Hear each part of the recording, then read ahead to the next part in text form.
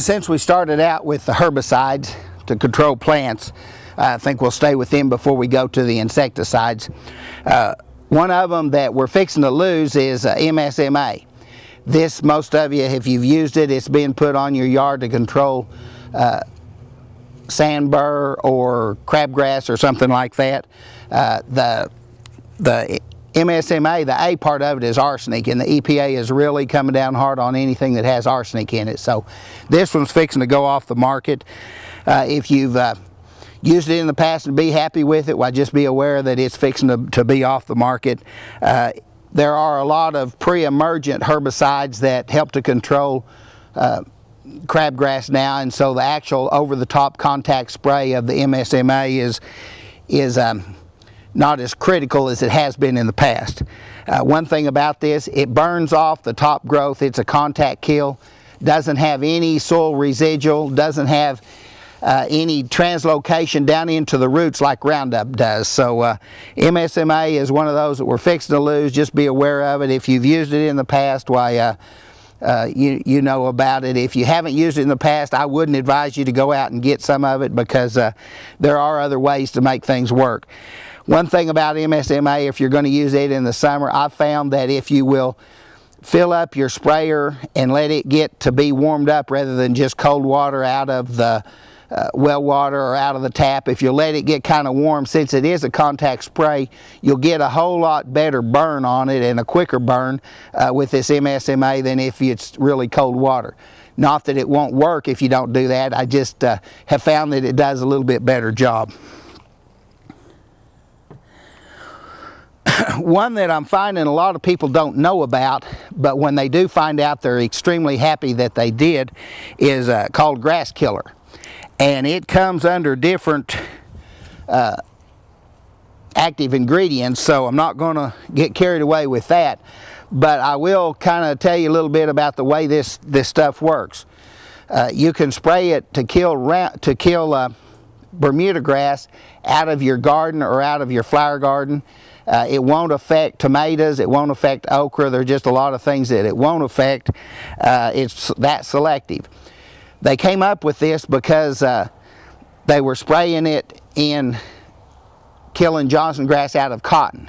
And they found that it would kill the Johnson grass if they sprayed it when the Johnson grass was small enough and actively growing.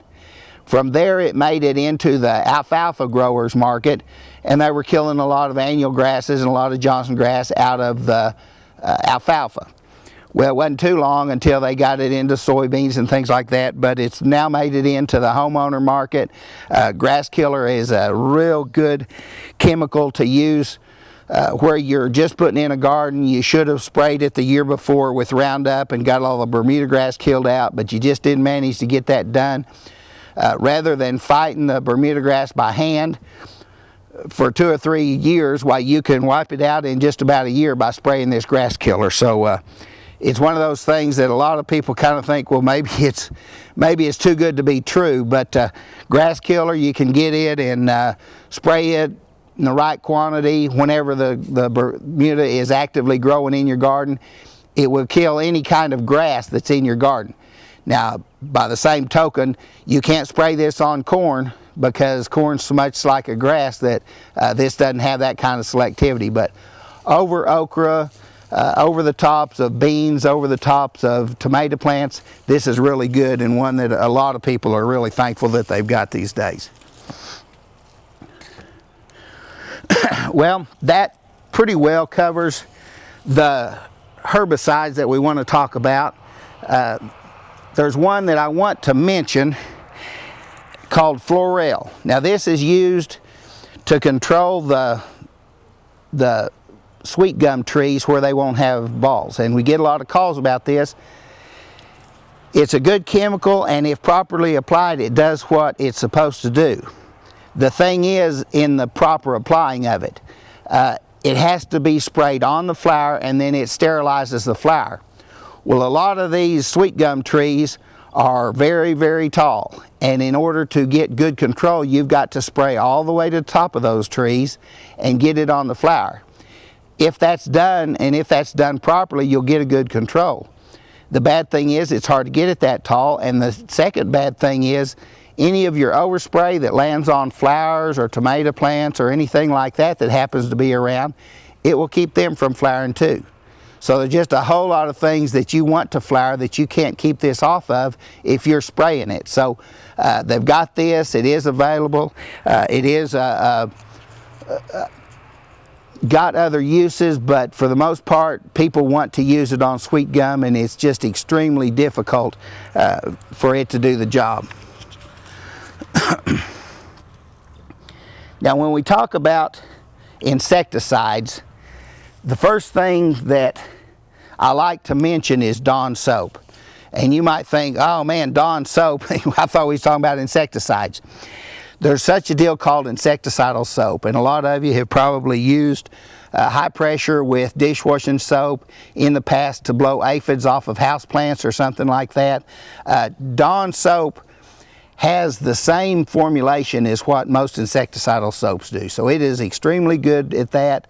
Of course, you're not going to poison yourself, so if you're one of those organic, not going to use any pesticide, Dawn soap is still one of those things that you can use. Like I said, on houseplants, you take them outside, put this in some type of a sprayer where you can wash it and put a pretty good volume of water on.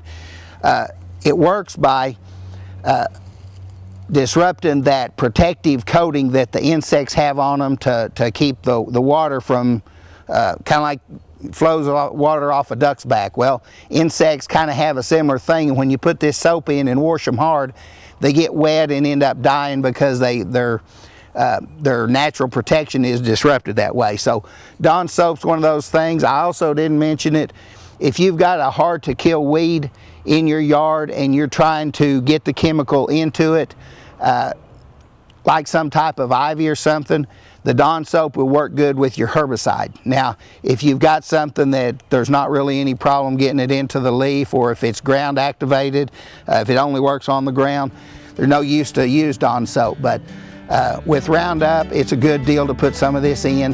A number of other things. That grass killer would be another real good spot where you would want to be putting some Dawn soap in order to get it into the leaves.